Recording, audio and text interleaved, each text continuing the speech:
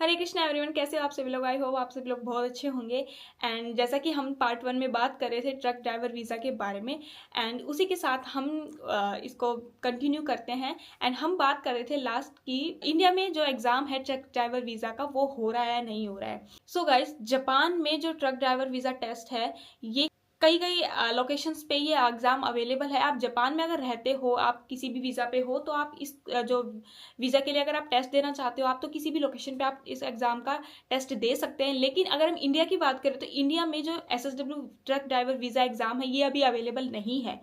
ठीक है guys, available नहीं है, सबसे पहली बात ये। उसके बाद अब अवेलेबल नहीं है तो आप क्या करोगे, तो इसके लिए भी मैं आपको 3 चीज़ें बता सकती हूँ कि आपको आप क्या क्या कर सकते हो। तो पहला पॉइंट 1 है, ठीक है, जिनके पास अभी बहुत सारा टाइम है, जो अपनी ग्रेजुएशन कर रहे हैं, ठीक है, जिनका फ्यूचर ये प्लान है, तो वो ये कर सकते हैं कि अपनी जापानीज जो लैंग्वेज है उसको प्रिपेयर कर सकते हैं। लाइक स्पीकिंग स्किल्स अपनी बढ़ा सकते हैं, ठीक है, कम्युनिकेशन स्किल्स बढ़ा सकते हैं, जापानीज लेवल N3 तक लेके जा सकते हैं। उसके बाद वो ऑफिशियली अनाउंसमेंट का वेट कर सकते हैं कि कभी फ्यूचर में जब भी ट्रक ड्राइवर वीज़ा के लिए अनाउंसमेंट आए तो हम तभी के तभी उस वीज़ा के लिए अप्लाई कर सके। एंड अगर आप नेक्स्ट 1 ईयर एंड 2 ईयर्स में जापान आने की सोच रहे हैं एंड ट्रक ड्राइवर वीज़ा के बारे में सोच रहे हैं, तो इसके लिए भी आप एक काम कर सकते हो, जो कि मैं आपको बताती रहती हूँ, कि आप किसी और फील्ड में, किसी SSW की किसी और फील्ड में जिसमें बहुत सारी वैकेंसी है, किसी भी फील्ड में आप जापान में एक बार एंटर कर लो।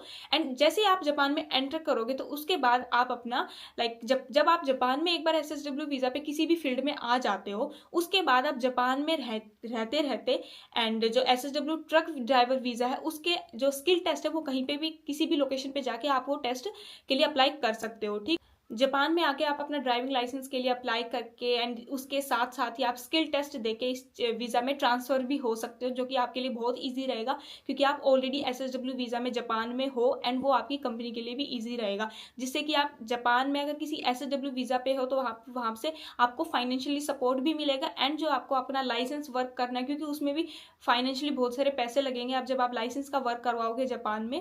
उसके बाद हम पार्ट 3 की बात करते हैं कि अगर आप ऑलरेडी जापान में हो तो ये आपके लिए इजी हो सकता है, या फिर आप TITP वीज़ा पे हो या स्टडी वीज़ा पे हो, तो आप स्टडी वीज़ा पे या TITP वीज़ा पे, किसी भी वीज़ा पे अगर जापान में रह रहे हो तो वहाँ पे भी आप अप्लाई कर सकते हो। जैसे मैंने अभी बताया कि स्किल टेस्ट आप यहीं पे दे सकते हो एंड उसके बाद लाइसेंस के लिए अप्लाई कर सकते हो। ये कंपेरेटिवली आपके लिए बहुत ईजी हो जाएगा अगर आप स्टडी वीज़ा में या TITP वीज़ा में हो। उसके बाद यहाँ पे भी मैं आपको ये बात बहुत ज़रूर बोलना चाहूँगी कि जापान में भी आजकल फेक एजेंट्स बहुत ज़्यादा बढ़ रहे हैं। इसलिए आपको, जो हम यहाँ पे एक सीधा सीधा आपको रोड में बताने हैं, आपको वैसे वैसे करना है, ये सारी चीज़ें आप खुद भी कर सकते हो। जापान में आप किसी भी अपना जो स्किल टेस्ट है वो स्किल टेस्ट लेके एंड अपनी जो एलिजिबिलिटीज़ है वो आप लेके एंड आप कहीं पे भी जापान में हेल्प डेस्क होती है, जो हेलो वर्क मिल जाएगा, या फिर उसके अलावा भी बहुत सारी एजेंसीज होती है जापान में, वहाँ पे जाके आप किसी भी जॉब के लिए अप्लाई कर सकते हो। आपको किसी भी फेक एजेंट्स के साथ जापान में भी वर्क नहीं करना है, ठीक है, उनकी बातों में नहीं आना है, क्योंकि जापान में भी बहुत सारे फेक एजेंट्स बढ़ रहे हैं। उसके बाद हम बात करते हैं सैलरी की, कि ट्रक ड्राइवर वीज़ा में सैलरी कितनी होती है। तो आजकल पता नहीं क्यों सभी लोग वीडियोस बना बना के ये कह रहे हैं कि SSW वीज़ा पे आ जाओ, इतनी सैलरी मिलेगी, इतनी सैलरी मिलेगी। गाइस, बहुत ज़्यादा बढ़ा चढ़ा के आपको सैलरीज के बारे में बताया जाता है, लेकिन ऐसा कुछ नहीं है। मैंने आपको आज तक कभी भी ये नहीं बोला है कि आपको 40 मान मिलेंगे, आपको है ना 30 मान मिलेंगे। जो एक जहाँ से सैलरी की स्टार्टिंग होती है, हम आपको रियल चेक देते हैं, ताकि आपको ये नहीं हो आप सोच के कुछ आए और जापान में आपके साथ हो कुछ रहे, आपको फिर आपकी जो इमेजिनेशन है ना वो खत्म हो जाती है जब आपको यहाँ पे आके कम पैसे मिलेंगे। तो मैं आपको बता देती हूँ रियलिटी, जो ट्रक ड्राइवर वीज़ा है उसकी सैलरी भी आपकी 20 मंथ से ही स्टार्ट होगी, ठीक है, जो एक मेन बेसिक सैलरी है। उसके अलावा फिर आपकी कंपनी के ऊपर डिपेंड करता है, वो आपका आपका हाउस रेंट के हिसाब से आपको कितना पैसा देती है, या और जो उसके बेनिफिट्स हैं जो कंपनी अलग से देती है वो आपकी कंपनी पे डिपेंड होता है। लेकिन एक बेसिक सैलरी आपकी 20 मंथ से ही स्टार्ट होती है, ठीक है। उसके अलावा आप जैसे ट्रक ड्राइवर वीज़ा में वर्क कर रहे हो तो आप लॉन्ग डिस्टेंस पे जाते हो, आप नाइट वर्क भी करोगे, ठीक है, एंड आपका ओवर टाइम भी होगा, तो आपकी जो और सैलरी है जो 25 मंथ तक जाती है, 30 मंथ तक जाती है ना गाइज आपकी सैलरी, वो आपका नाइट वर्क के वजह से जाती है एंड आपके ओवर टाइम की वजह से जाती है, ठीक है। तो ये सारा उसमें ऐड होगा, तो उसके हिसाब से आपकी सैलरी ज़्यादा भी हो सकती है। एंड आपको नाइट शिफ्ट, क्योंकि इस वर्क में नाइट शिफ्ट आपको मिलेगी ही मिलेगी, ठीक है। नाइट में भी आप कहीं ना कहीं पे काम करोगे, ऐसा नहीं है कि आप दूर लोकेशन पे जा रहे हो तो आप दिन में ही चले जाओगे, दिन में ही आ जाओगे, नहीं।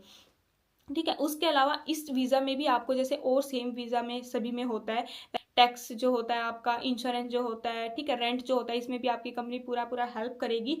ठीक है। एंड इसमें क्या होता है, जो लॉन्ग डिस्टेंस अगर आप जा रहे हो कहीं पे भी, तो फिर इसमें सैलरी थोड़ा सा ऐड भी हो सकती है। यहाँ पे कंपैरिजन नहीं होता है, डिफरेंस बिल्कुल भी नहीं होता है। जितनी सैलरी एक नॉर्मल जापानीज वर्कर की होती है उतनी सैलरी आपकी होती है। ठीक है। आपको हर जगह में एक समानता दिखाई देगी, आपको बिल्कुल सेम सेम मिलता है सब कुछ। हम वर्किंग कंडीशंस के बारे में बात करते हैं। ट्रक ड्राइवर का काम होता है, वो क्या होता है, देख, ट्रक ड्राइवर का काम एक बहुत टायर्ड वर्क होगा, टाइम बहुत स्ट्रिक्ट होगा जापान में, क्योंकि जापान में जैसे टैक्सी ड्राइवर्स भी होते हैं या फिर बस ड्राइवर्स भी होते हैं। तो मतलब आपको किसी प्लेस पे जितने बजे पहुंचना है, जितने बजे जितनी मिनट में पहुंचना है, तो आप पंक्चुअल होने चाहिए। आपको उतने टाइम पे उतनी मिनट में ही पहुंचना है, तो पहुंचना है। ठीक है। जब इनके साथ आपको वर्क करना होता है जापान में, आप जैसे और भी वीडियोस देखते हो, लाइक बस ड्राइवर्स होते हैं तो बहुत डिसिप्लिन के साथ काम करते हैं। जब आप ट्रक ड्राइवर वीजा में ट्रक ड्राइव करते हो तो यहाँ पे अल्कोहल टेस्ट, ठीक है, वर्क मैनेजमेंट, उसके अलावा फटीग टेस्ट टाइप के भी बहुत सारे टेस्ट होते हैं। तो आपको बहुत ही स्ट्रिक्टली वर्क करना है, आपको कोई गलती नहीं करनी है, क्योंकि अगर आपकी एक छोटी सी गलती आपको जापान से बाहर भी करवा सकती है। उसके बाद हम बात करते हैं कि इस वीजा में आप अपनी फैमिली को साथ लेके आ सकते हो, नहीं लेके आ सकते। तो देखो, रियलिटी तो यही है कि SSW वीजा 1 में, क्योंकि जो ये एग्जाम है ये अभी SSW वीजा 1 में इंक्लूड हुआ है। ठीक है। जब आप इस एग्जाम को दोगे तो 3 साल तक आप SSW वीजा 1 में रहोगे। एंड SSW के किसी भी सेक्टर में SSW वीजा 1 में फैमिली को, चिल्ड्रंस को लाने की परमिशन बिल्कुल भी नहीं है। ठीक है। SSW 2 वीजा में हो तो आप लेके आ सकते हो। अब हम बात करेंगे फ्यूचर स्कोप की, कि क्या स्कोप है इसके फ्यूचर में। में ये सीरियस है कि लाइक ट्रक ड्राइवर्स की भी कमी हो रही है। ठीक है। एंड फ्यूचर में जैसे कि मैंने आपको बताया कि लड़कियां भी वर्क कर रही हैं ना, तो लड़कियां भी वर्क कर रही है, लड़के भी वर्क कर रहे हैं, क्योंकि इस चीज़ की कमी है जापान में। एंड फ्यूचर में जापानीज गवर्नमेंट इसको like as a SSW visa भी जापान इंडिया में भी अनाउंस कर सकती है। उसमें कितना टाइम लगेगा इसके लिए अभी हम आपको बिल्कुल भी नहीं बता सकते हैं इसकी अनाउंसमेंट में। एंड ये बात सच है कि फ्यूचर में ऐसा होगा कि आप इंडिया से डायरेक्ट भी ट्रक ड्राइवर वीज़ा में आएंगे।